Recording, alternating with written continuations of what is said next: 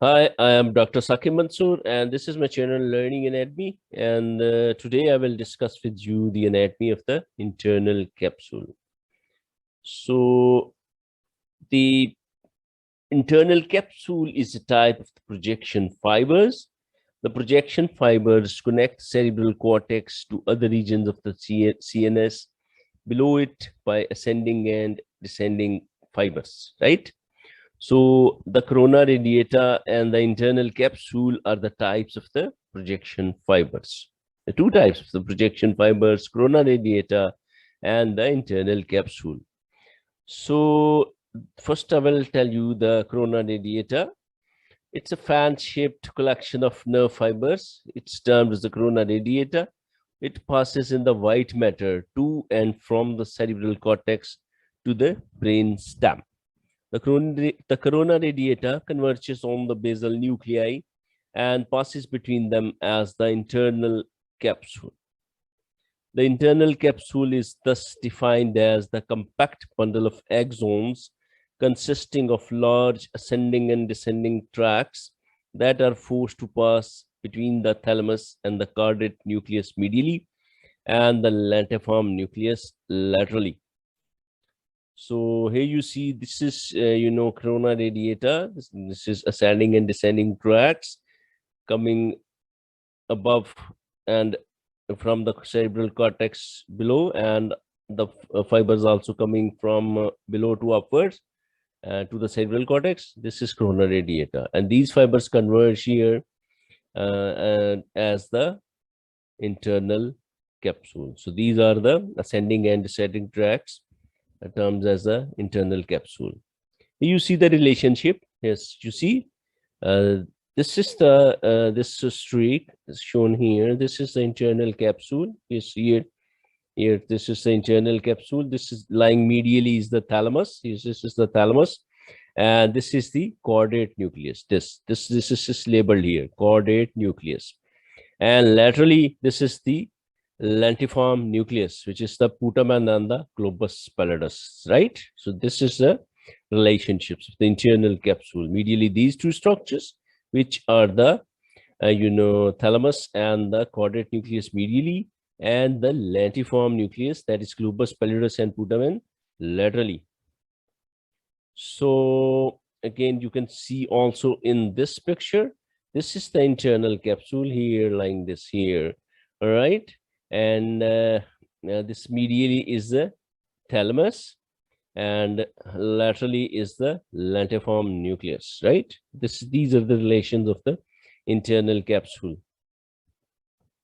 So divisions of the internal capsule, this is the three divisions, and these are the three divisions here. This is the internal capsule. You see my red laser. This is the internal capsule, and shape is the V-shaped, right? This is the V-shaped internal capsule, and when cut horizontally, this is a horizontal section. So this is the V-shaped, and this horizontal section is in a transverse plane. So first of all, you see this is an anterior limb of the internal capsule. This is the genu of the internal capsule, and this is the posterior limb, right? And then I will discuss with you these two parts, this is the sublentiform part, and this is the retrolentiform part. These are the 5 parts of the internal capsule. So first of all, I will discuss with you briefly the anterior limb. This is the anterior limb. This is located between the caudate nucleus and the lentiform nucleus, right? This here it is. And this is the genu. This is a band in the V, right? This is the V, and this is the band here. This is the genu, and it contains corticobulbar nucleus. And this is the representation of the head and neck, right? This is a corticobulbar fibers present here. And this is the posterior limb, right? It's located between the thalamus and the lentiform nucleus, and it contains the sensory radiations, pain, temperature, sensory radiations of the pain, temperature, and touch, right? This is the sensory radiations from ventral-posterior nucleus to areas 3, 1, and 2. And here is a representation of the upper limb, trunk, and lower limb. This is upper limb, trunk, and lower limb. It contains a corticospinal fibers. Here, this is written corticospinal fibers. So this is a fourth part, retrolentiform part of the internal capsule. Here you see this. This is passing from here, from there. This is the lateral geniculate body. You see, some fibers of the internal capsule lie behind the posterior end of the lentiform nucleus, right?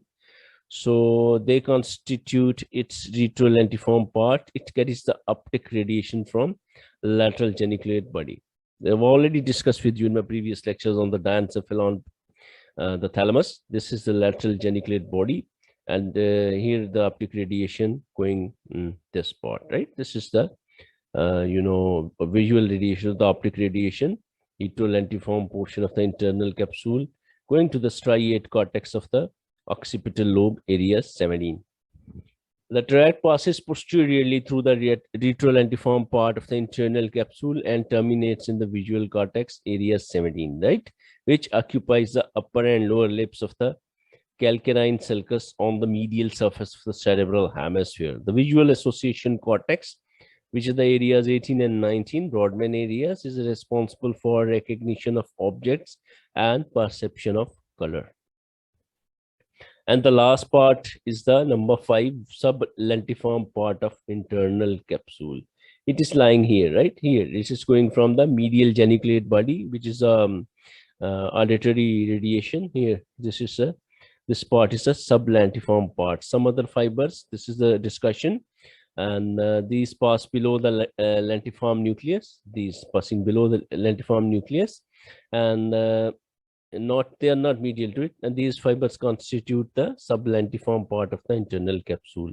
It carries the auditory radiation from medial geniculate body. I told you already, this is a medial geniculate body.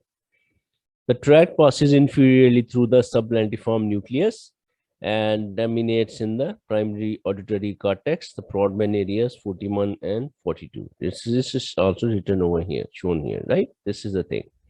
So as we move on, this is the enlarged picture of the same one. It's already told you. So discussion of the internal capsule continues. Various parts of the internal capsule consist of large number of fibers. The fibers passing through the capsule may be ascending, that go to the cerebral cortex, or descending from the cortex coming down. So internal capsule consists of ascending and descending fibers. The arrangement of fibers is easily remembered if it is realized that any group of fibers within the capsule takes the most direct path to its destination. Thus, fibers to and from the anterior part of the frontal lobe pass through the anterior limb of the internal capsule, and the fibers to and from the posterior part of the frontal lobe and from the greater part of the parietal lobe occupy the genu and the posterior limb of the capsule. Fibers to and from the temporal lobe occupy the sublentiform part, while those to and from the occipital lobe pass through the retrolentiform part.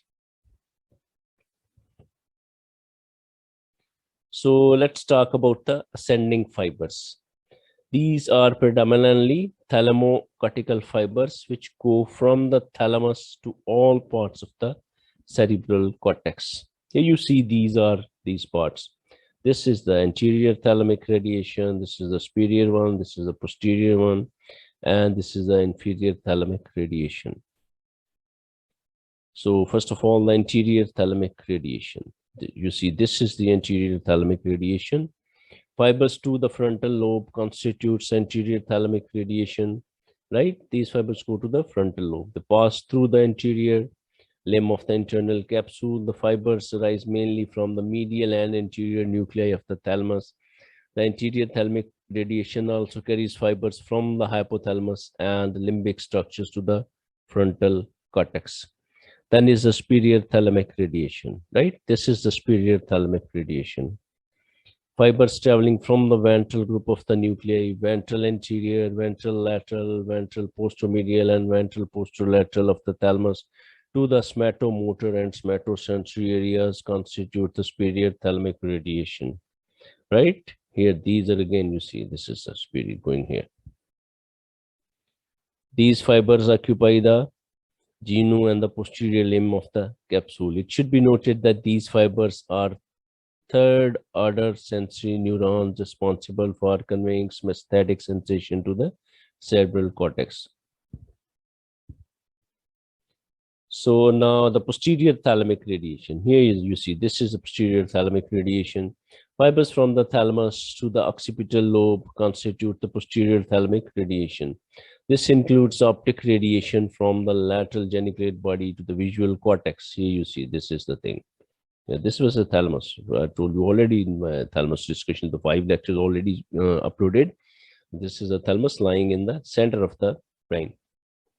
This includes the optic radiation from the lateral geniculate body to the visual cortex. These radiation lie in the retrolentiform part of the internal capsule. The retrolentiform part also contains some fibers passing from the thalamus to the posterior part of the parietal lobe. And in the last, this inferior thalamic radiation. Here, this is inferior thalamic radiation. Fibers from the thalamus to the temporal lobe constitutes an inferior thalamic radiation, right? This is the thalamus and the fibers going to the temporal lobe, they constitute the inferior thalamic radiation. It includes auditory radiation from the medial geniculate body to the auditory area of the cerebral cortex.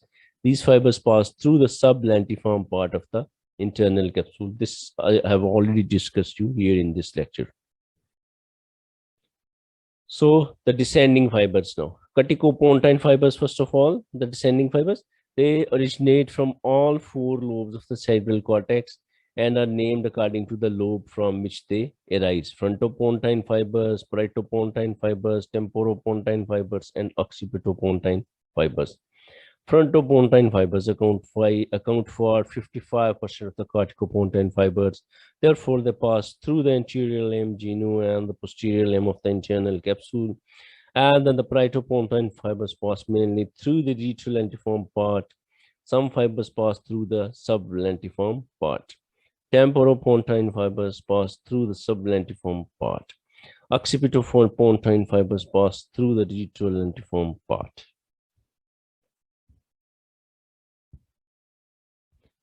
So descending fibers continue, then are the pyramidal fibers. The pyramidal fibers, the corticospinal and the corticonuclear fibers. So the corticonuclear fibers for motor cranial nerve nuclei pass through the genu of the internal capsule, right? Corticonuclear, you could see again, this is the corticonuclear, the corticobulbar fibers. Then are the corticospinal fibers. You see here, these are the corticospinal fibers. Form several discrete bundles in the posterior limb of the capsule. The fibers of the upper limb are most anterior, followed in that order by fibers of the trunk and lower limb. You see again, upper limb, trunk, and lower limb. These are the corticospinal fibers present in the posterior limb of the internal capsule. So corticothalamic fibers, also the descending fibers, pass from various parts of the cerebral cortex to the thalamus. They form part of the thalamic radiations described already. So the descending fibers continuing, extrapyramidal fibers, corticostriate fibers originating from all parts of the cerebral cortex and terminating in caudate nucleus and putamen. Corticorubral fibers originating from the motor areas of the frontal lobe and terminating in the red nucleus.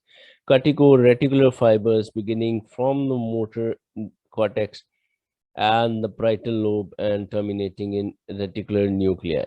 A summary of the various ascending and descending fibers passing through different parts of the internal capsules now is to be discussed. Here it goes. Fibers in the internal capsule. This is a summary.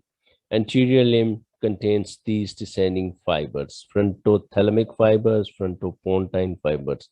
And the anterior limb, these contains these ascending fibers, anterior thalamic radiation, right? So genu, it contains these descending fibers, frontopontine fibers, parieto-thalamic fibers, corticonuclear fibers, and corticoreticular fibers. And genu contains these ascending fibers, which is the superior thalamic radiation.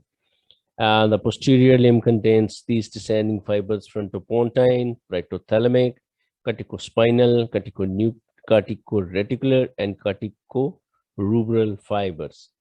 And the posterior limb contains these ascending fibers, which is the superior thalamic radiation. The retrolentiform part, descending fibers, paritopontine, occipitopontine, occipitothalamic, and corticotactal fibers. Ascending fibers present in the retrolentiform part, posterior thalamic radiation that include optic radiation. Sublentiform part includes these descending fibers, temporothalamic fibers, temporopontine fibers. And the sublentiform part includes these ascending fibers, the inferior thalamic radiation that include auditory radiation. So now, briefly, the blood supply of the internal capsule. You identify these vessels in this beautiful picture you see.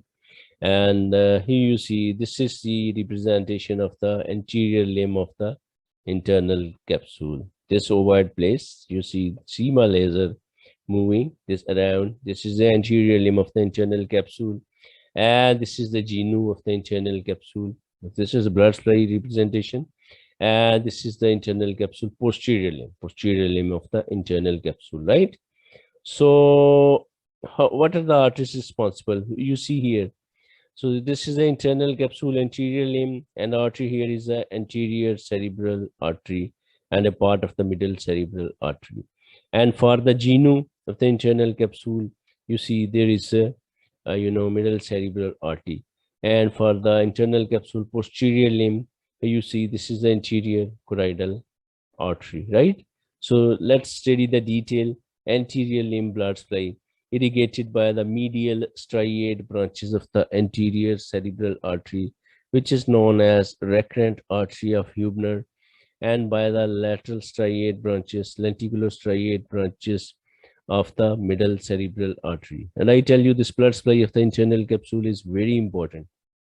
So the blood supply of the genu is perfused either by the direct branches from the internal carotid artery or by pallidal branches of the anterior choroidal artery, and the posterior limb blood supply by branches of the anterior choroidal artery and lenticular striate branches of the middle cerebral arteries.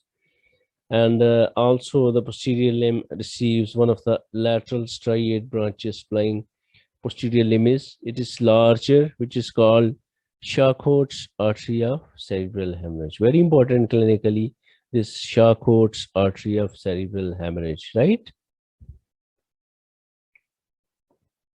So the retrolentiform part, its blood supply is from the anterior choroidal artery, and the sublentiform part is probably supplied by anterior choroidal artery. So now some applied aspects, the clinical aspects of the internal capsule. Infarction of the internal capsule commonly results from blockage of the lenticular striate branches of the middle cerebral artery and produces following contralateral conditions, right? The symptoms are the contralateral on the opposite side of the body. Anesthesia, tactile hyposthesia, hemiparesis with the Babinski sign, homonymous hemianopia, and lower facial weakness. So this is the discussion of the infarction of the internal capsule. And then is the cerebrovascular accident or stroke syndrome. What is that? When the blood vessel supplying the internal capsule is occluded by a thrombus or an embolus, the patient develops contralateral hemiplegia of sudden onset and aphasia if dominant hemisphere is involved. There may be contralateral sensory loss and homonymous hemianopia if retrolentiform part of the internal capsule is involved. These signs and symptoms may also occur if a blood vessel supplying the internal capsule ruptures suddenly, and the blood vessel that often ruptures, especially in a hypertensive patient, is Charcot's artery of cerebral hemorrhage, which is one of the lateral striate branches supplying posterior limb. As the tracts passing through the internal capsule are closely packed, even a small lesion can cause extensive paralysis. So in the last is Faciobrachial Monoplegia, right? This is a last clinical of the internal capsule, Faciobrachial Monoplegia. What is that? Occlusion of the artery supplying lower part of the anterior limb of the internal capsule, medial striate artery or recurrent artery of Hubner, affects the corticonuclear fibers for the face and corticospinal fibers for the upper limb, as they are present in the genu and anterior part of the posterior limb, and this results in faciobrachial monoplegia. I thank you very much for listening to my lecture, and I request you to please support my channel by subscribing and sharing, and I need a comment down below. Thank you very much, and please stay safe, and goodbye.